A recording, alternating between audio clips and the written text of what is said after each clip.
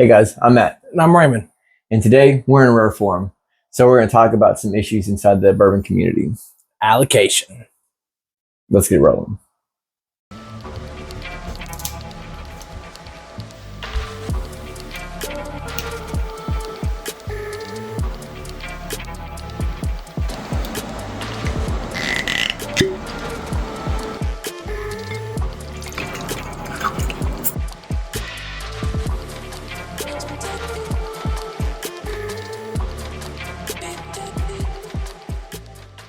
Hey guys, welcome back to Stogies and Broskies. So today we're smoking on Drew Estate's Liga Privada No.9. Without a doubt, by far, one of my absolute favorite cigars. It's a deep Maduro, full body, probably a full plus. But the moment that I ever got my hands on one, I feel like it was heavily priced. But man, oh man, was this probably like the best smoke I've ever had. This is your very first Liga Privada. So what do you think, man? Oh, dude, this is amazing. It's got a really good draw on it. And it's got a really buttery note to it, but you also get that earthy dirt note. And it's very mellow. But at the same time, you start to get that real strength at the further down you go. Absolutely. I was gonna say, yeah, just wait till you get about middle of the cigar. Yeah, you'll definitely it'll open up. Definitely get some great notes out of it. Yeah. So let's get into our drink, and then let's get into allocation issues, man. All right, man. So today we're drinking Eagle Rare, aged 10 years. This is sitting at a 45% alcohol. What's the proof on that? 44. I think that's somewhere close to like 98 proof. Yeah, something like that. So that's kind of a weak pop. That was a weak pop. No, it was a good one. You know, you gotta just. All right. Yeah, it's all about how you do it. It's all about the angles, man. Yeah, angles. All about the angles. Let's get those poured, man. Let's air them out. Let's nose them a little bit. So we've talked about some allocated bottles on here. We've mentioned Blanton's before. We've not had it yet, but we have a couple. Yeah, go ahead and pull it off the shelf. Just let them see. So we've not had it here on the show. Obviously, we have had it. This is our first pour of Eagle Rare here on the show. I've had it before. Have you had Eagle Rare before? Once. Yeah. So these are two allocated bottles. And what allocated bottles means, for those who don't know, is every so often, I think these are monthly releases specifically, they pour out so many bottles and they divvy them up between stores based on sales. With that being said, allocated bottles can get difficult to buy, especially in our area, which we are Central Kentucky. We are in the heart and home of bourbon America.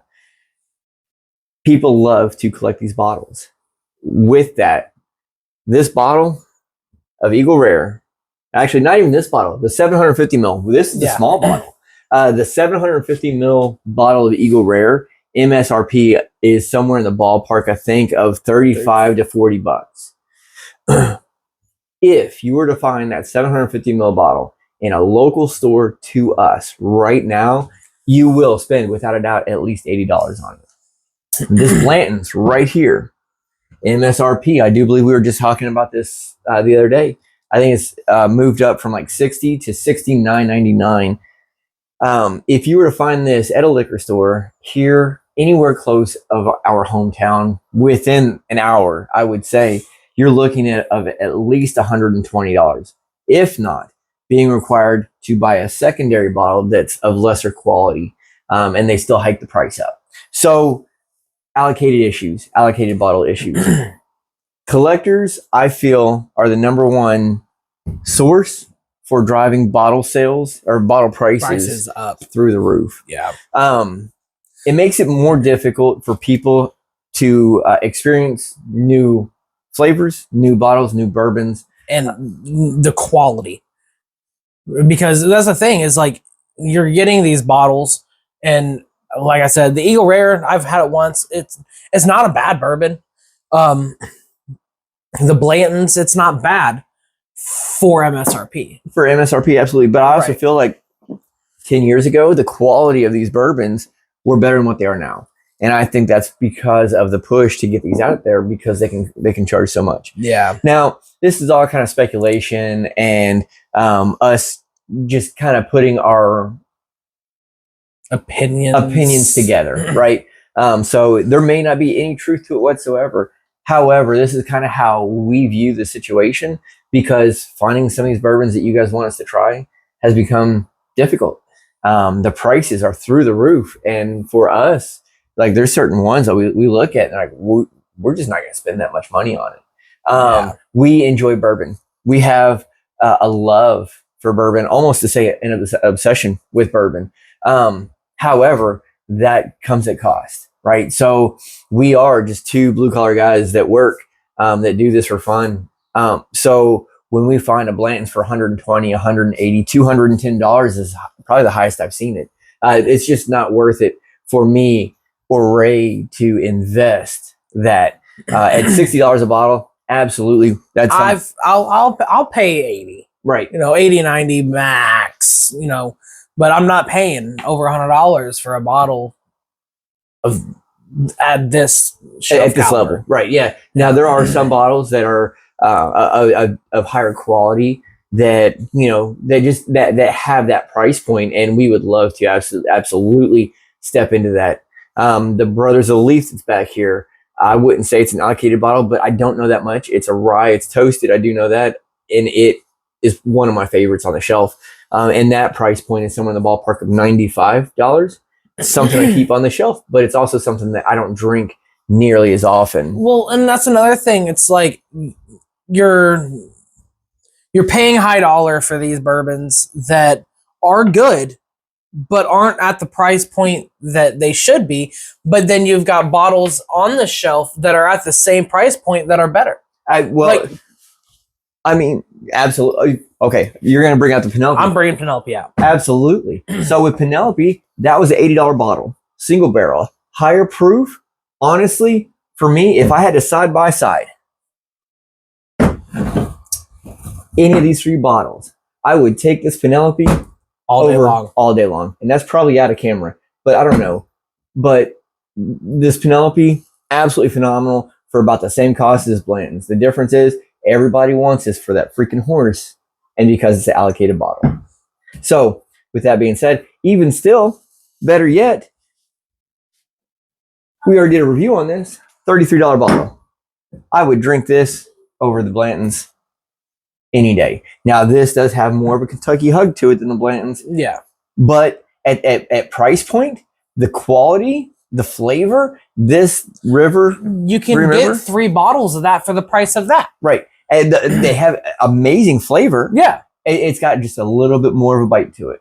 Throw it on some rocks and call it a day, And that's the thing with the allocation, you're paying for the rarity of it. You're not paying for the quality and the flavor that you're actually getting from it. Now, don't get me wrong. I'm not going to sit here and trash on Buffalo Trace by any means. I'm definitely not going to trash on Blanton's, and I'm not going to trash on Eagle Rare. They are good bourbons. They're, for me and my palate, a middle of the shelf bourbon.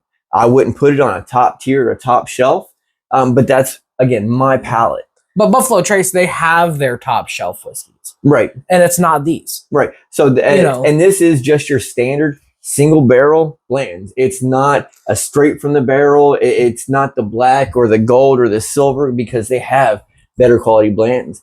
This Eagle Rare, it's the 10-year. It's not I think they have a 12 and a 15-year. Yeah. So there's obviously better quality of both of these specific bourbons. But again, per that price point that they sell in the local liquor stores, that are driving that mentality that, you pay for what you get. The higher the price of the bourbon, the better the quality. And I highly disagree with it. And it makes people frustrated a little bit when they want to experience these, because they hear such a rave about it, and they just can't afford it. Well, and the thing is I don't want to put all the blame on the collectors and on the people themselves. A lot of these smaller liquor stores are having a lot to do with it as well, because they're having trouble getting the bottles, right? Which, understandable. They don't get the sales like these big name liquor stores get. Absolutely. So they're like, okay, I only have 5 of these. I don't know when I'm going to get more.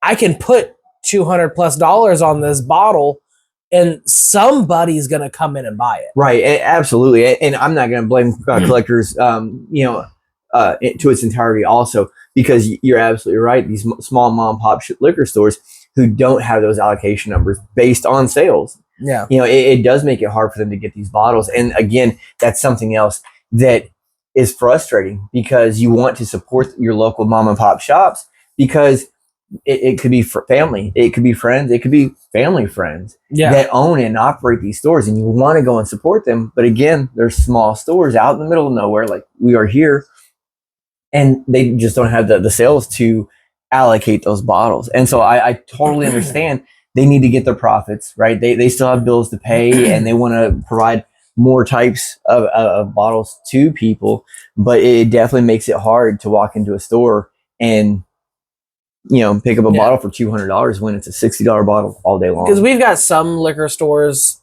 mom and pops around here, that do their best to keep these at a decent price point. They're not marking them up too heavy. Right. But like he said earlier, the way they kind of pull that is like, hey, you can get this at this price, but I need you to buy this as well. So, like, for instance, we got this Blanton's. Yep, I was going to say, in the grand scheme of transparency, let's talk about this specific bottle of Blanton's. When you picked that up, what else did you buy? I had to buy this Thomas S. More, which, don't get me wrong, it's a good bottle. It's a decent bottle. I don't have any problem with it.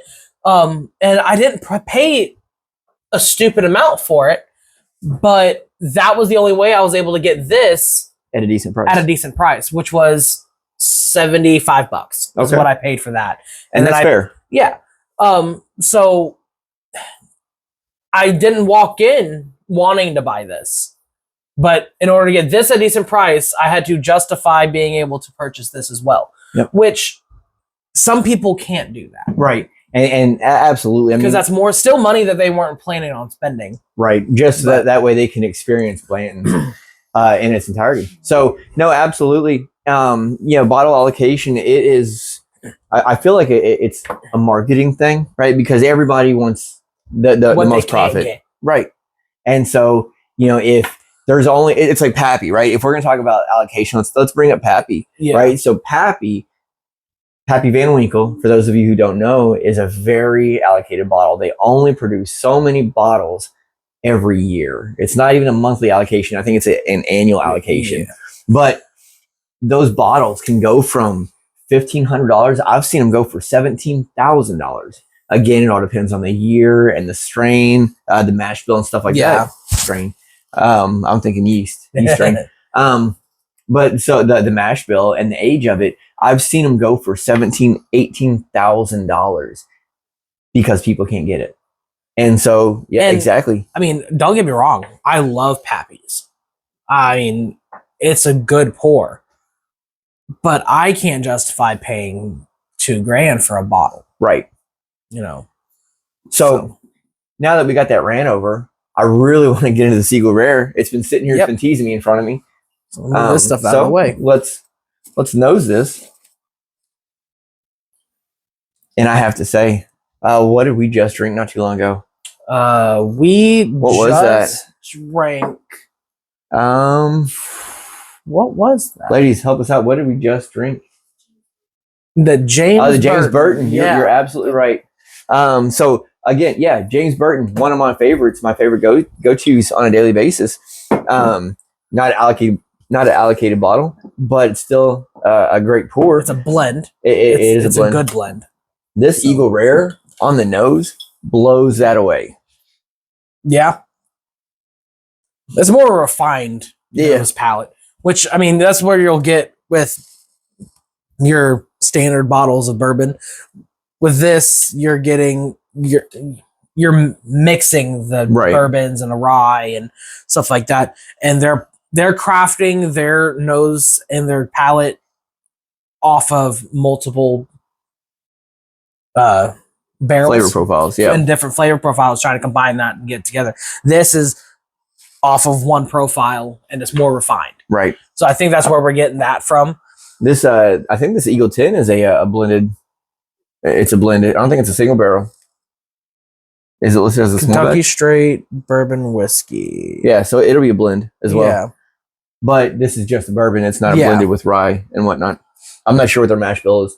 But so 10-year age, it definitely doesn't smell like it's young by any means. It definitely smells very mature.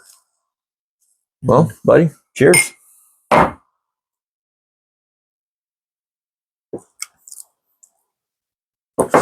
And see, that's the thing. I don't get any of that Kentucky burn from this. That Kentucky hug. I get the Kentucky hug right about here. There's just a little bit of hug. Where the Burton, you get it was higher up front. Yep.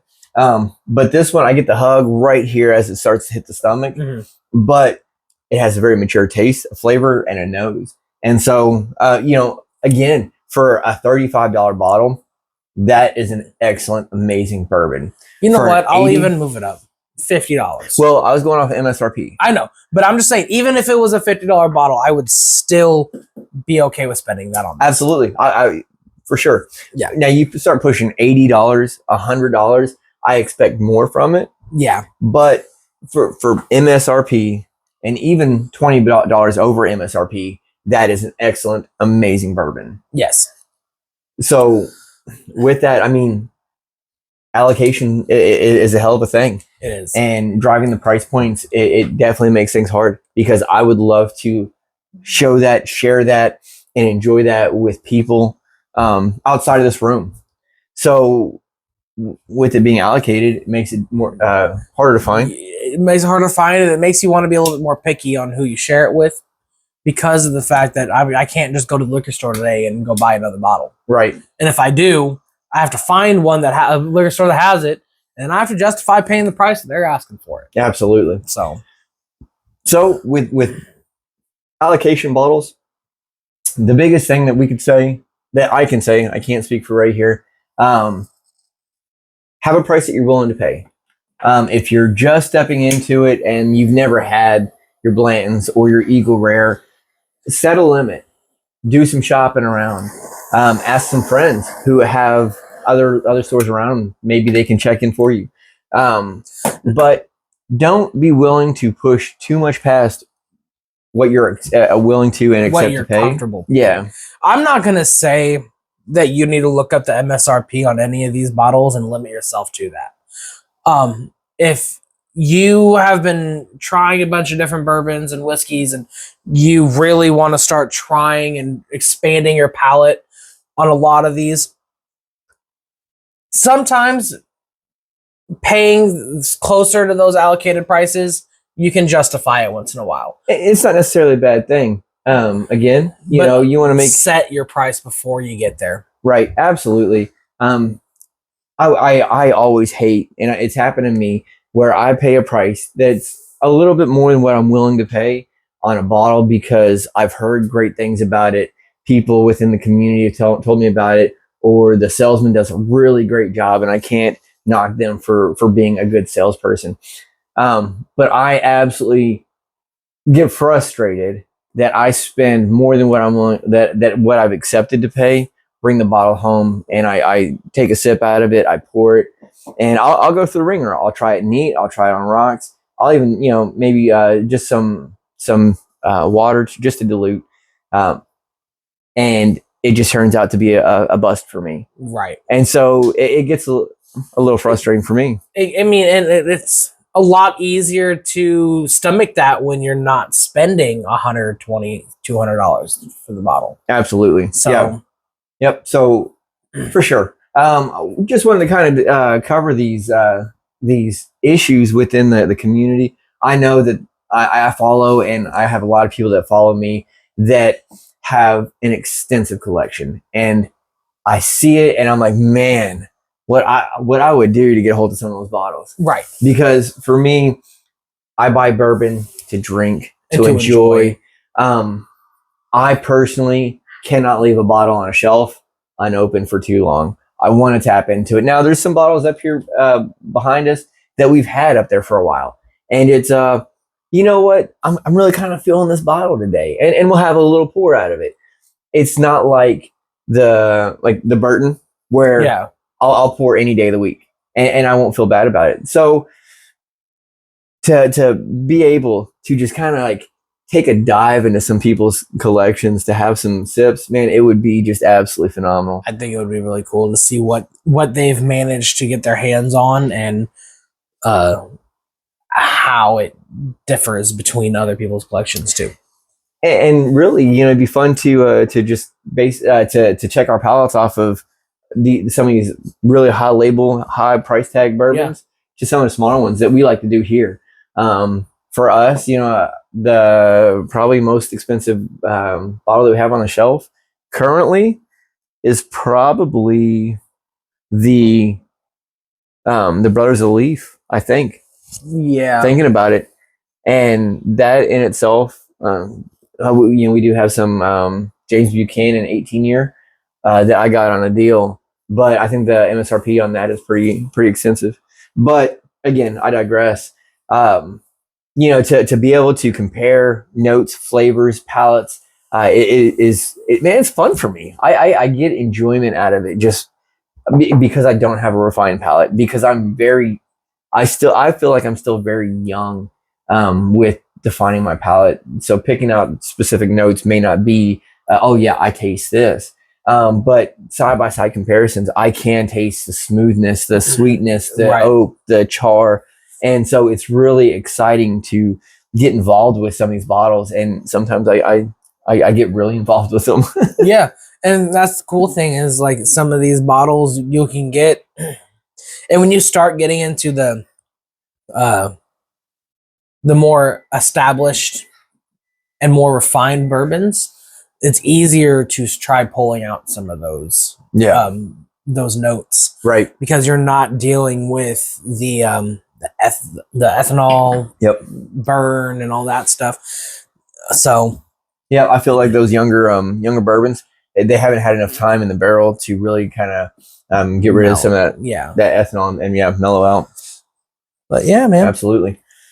So, well, you're going to continue talking, but I'm going to go ahead and pour into an affinity bottle. Okay, fair enough. I can definitely do that. So, again, we cover this every single time. If you're new here, we are adding a shot of every bottle that we taste here into our infinity bottle. We have just enough bourbon via the weeks to add here to finish it off for the year. Starting January, our very first episode in January, we are going to taste it, we'll review it, we'll talk about it, and then from there we'll start our next bottle for 2025. So this is very exciting. I cracked this a little earlier. I look at that just deep caramel color on it. Oh, man, it's amazing. So we opened it up and just like I shook it, I opened it up, I cracked it, and just like let it air and smell it, and it smells so tasty. I can't wait to try it. Oh, it's gonna be great. This is gonna be a very fun blend. It's so tempting to try it prematurely, but we're disciplining ourselves. But yeah, we're practicing discipline. Yeah, ladies, gentlemen, as always, I really do appreciate you guys coming to view our show, liking our stuff, subscribing, commenting. You know, letting us know what you like, what you don't like. Whether it's cigars or bourbons or ryes or whiskeys. So for this episode, I really want to know, what allocated bottle have you really been trying to get your hands on? I want to know just whether you've had it before, you just absolutely fell in love with it and you want to find another one, or if it's just something that you've heard about that you just really want to get your hands on. Maybe even throw in let us know what bottles you feel are overpriced for what you're paying for them, or what you might be willing to pay for specific allocated bottles that might be a little bit out of your price point. Because I know certain parts of the country, it's easier to get certain allocated bottles. Us, it's really hard. And the crazy thing is it's really hard, and it's made right around the corner. Right. So we're less than 2 hours away from the Buffalo Trace Distillery, and we can't find on the shelves in our local liquor stores. And then when we do, it's heavily price tagged. Yeah. So I know that we've got friends in other states that have no issue whatsoever picking up bottles for $60 some of the Blantons. So everybody across the country are going to find different issues with different bottles, and so we would love to know roughly what state are you in? What bottles are you looking for that you can't find? or if you are finding it, what the price tag is on it. I think that could be a very fun conversation to have. Yes, sir. So follow us on TikTok, Instagram, Facebook, Clapper. Let's go through all these socials. Let's build our community. Let's build our family. Yes. Because that's what this is all about. We really do appreciate you. And until then, cheers.